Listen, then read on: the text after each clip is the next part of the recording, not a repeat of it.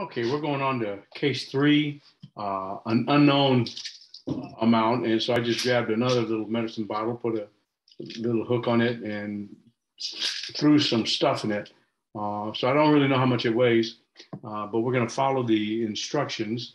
So it says put a 200 at 10. So here's a 200 at 10.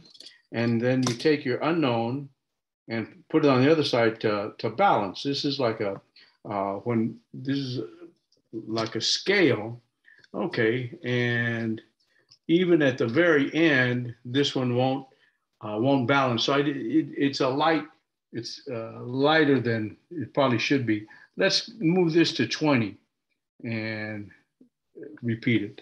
So there's 20, and this one has to come up. No, it's still even at almost to the end. Oops, it fell off. Let me fix it.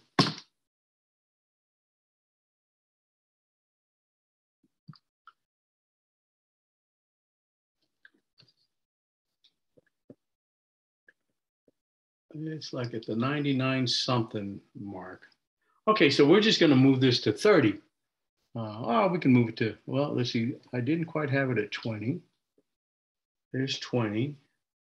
It's still a little too heavy. Let's move it to 25.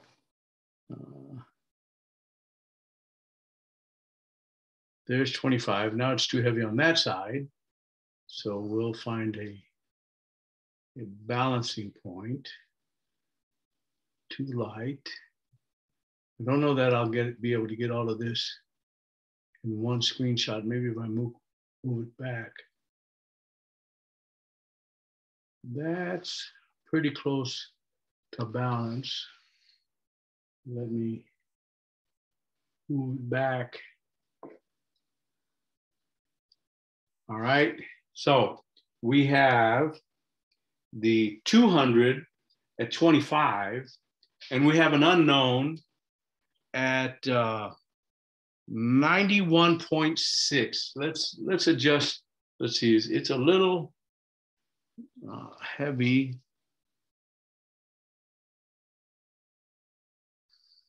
That looks a little more even.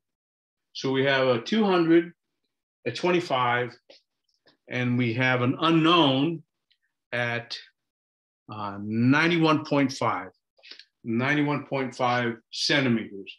So the moment arm is, what is our center? 49.6, I think it is. 49.6 minus the 25 is the moment arm for this one.